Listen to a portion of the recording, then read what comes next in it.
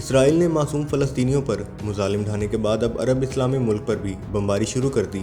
تفصیلات کے مطابق جنگی جنون میں مبتلا اسرائیل ایک جانب معصوم فلسطینیوں پر مظالم ڈھانے میں مصروف ہے تو دوسری ہی جانب ایک نیا مواز کھول کر عرب اسلامی ملک لبنان کو بھی نشانہ بنانا شروع کر دیا ہے۔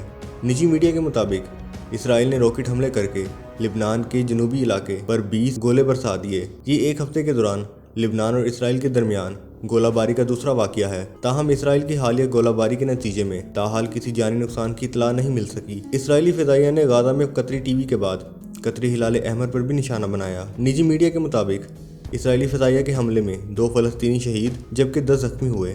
قبل ازیں اسرائیل نے بمباری کر کے فلسطینی وزارت اوقاف کی عمارت بھی تباہ کر دی۔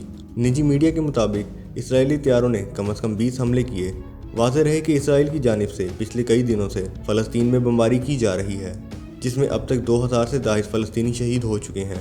بے گھر ہونے والے افراد کی تعداد 10,000 سے زیادہ بتائی جا رہی ہے۔ نجی میڈیا کے مطابق اسرائیل کی طرف سے فلسطین پر 70 فضائی حملے کیے گئے اور شہری آبادیوں پر بمباری کی گئی۔ 2014 میں ہونے والی بمباری کے بعد یہ سب سے بڑا حملہ قرار دیا گیا ہے۔ گزشتہ روز حملوں کے باعث فلسطینی سرزمین کے متعدد فوجی اور حفاظتی اداروں کو نشانہ بنایا گیا۔ غزہ کے وسط میں 4 منزلہ عمارت تباہ کر دی گئی۔ تباہ کن عمارت میں سے کئی شہید بچوں کی لاشیں نکالنے کے دردناک مناظر سامنے آئے۔